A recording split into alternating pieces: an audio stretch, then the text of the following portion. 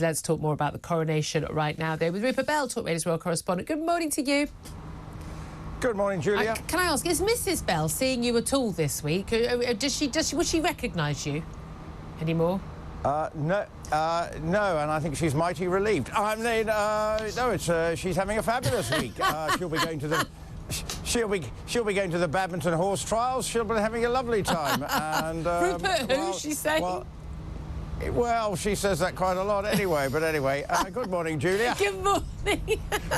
But enough of the Bell family woes. Let's talk about the coronation preparations. A lot of the front pages today talking an awful about security and the biggest security operation ever. 11,500 police officers, ring of steel around the coronation. And we saw lots of these amazing pictures of the rehearsals that went on over Tuesday night, early hours of Wednesday morning. So we've got a glimpse of what this amazing pageantry is going to look like. And of course, once you've got crowds on the streets as well, you know, this is, I mean, a policing security nightmare, isn't it?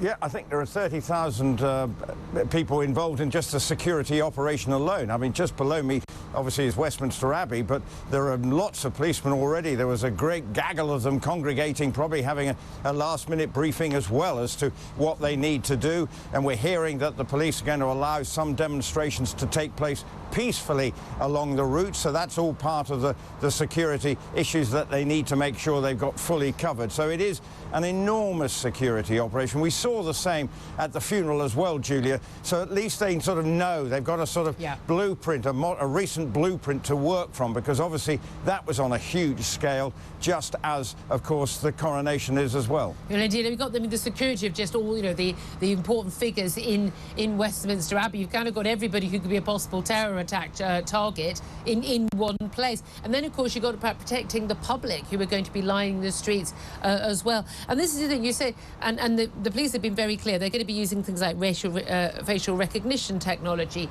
There have been a huge number of plainclothes and uniformed officers and military, of course, and a huge amount of checks and preparations that take place in the days, the weeks ahead. A lot of that will have already happened.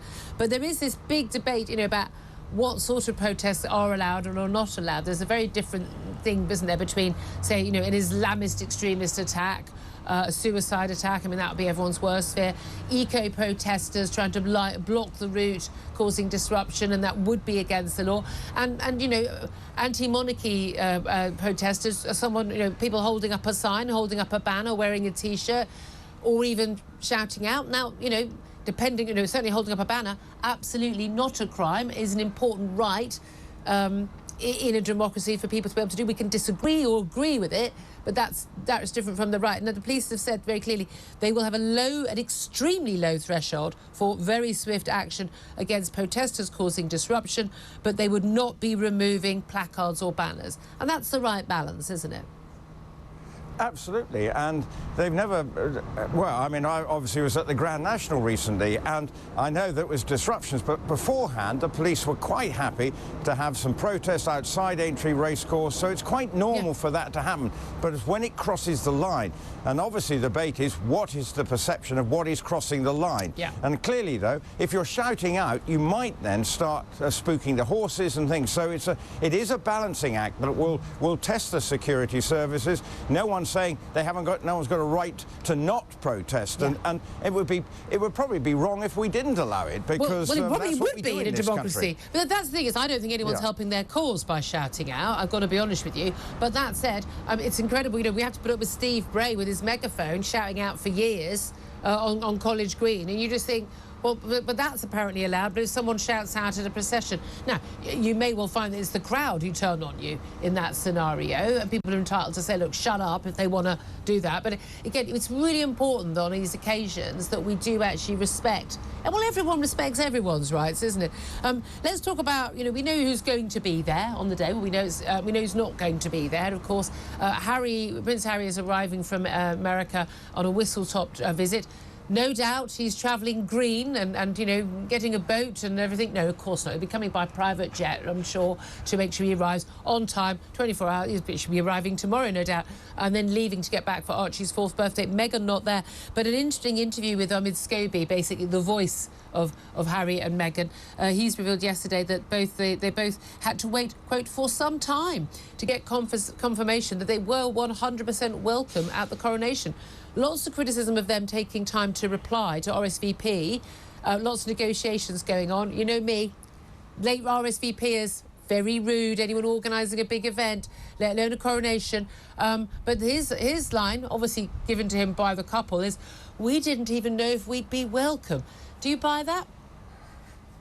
I think there's an element, I think it's with how the rest of the royal family perceive them and what they, and probably get sounding board of what they should be doing. Because the king always wanted Harry to come, and Harry, as it said in that interview, realised it's a constitutional role to be here as fifth in line to the throne. But clearly, the result of the Netflix documentary, the Spare book, clearly alienated him from great swathes of his family, and that was the problem. And yes, it's been a sort of, you know, they've been dancing around this, both sides in many ways, but the king always wanted him, but Harry, he was trying to work out what to do. Meghan clearly doesn't want to just be a bit part player in the events, so that's why eventually Harry is this sole representative coming, and I would have thought it feels a bit disappointing, because in long term they might look back and say, I wish they had been at their, well, in Meghan's case, his father-in-law's coronation. And I always liken this to weddings, but we all have the awkward weddings where there's the relatives who turn up and, I see he's turned up, I see she, you know, the people who don't get on. We know, you know, certainly there's no love lost between William and Harry, but also not between Meghan and Kate as well. Do we know what the seating arrangement is yet? Because you can't put Harry next to William and Kate and no one's on speaking terms, but you also equally can't put, as you say, the fifth in line to the throne, the son of the monarch, you know, back behind a pillar near the loos, although that is what I would do, but then I'm a very ruthless hostess. There's an area for members of the royal family to sit. It will just be how many rows back that they will be sitting. They've got a little playpen, so they've got like balls and things that Harry can throw if he has a tantrum. There may be the non-working royals section he will be in, so it's a question, Friends of Jeffrey Epstein and husbands of Meghan. Yeah, well, and one or two other. What do you do with Beatrice and Eugenie? They maybe sit next to them. That might be the plan. But it is something that gives. Yeah, but whatever, it will be a talking point. But I don't think we'll see a lot of them on television. Or him on television. I think that will be a deliberate policy, because it's probably, to some extent, slightly unfair on him as well, even though he may have created a lot of the issues, so that the main focus throughout the service remains on the King and Queen, because they are the focal point of what is happening. Great stuff. Lovely to talk to you, as always. Good luck to you. Very, very busy few days ahead. Rupert Bell, Talk Radio's world correspondent.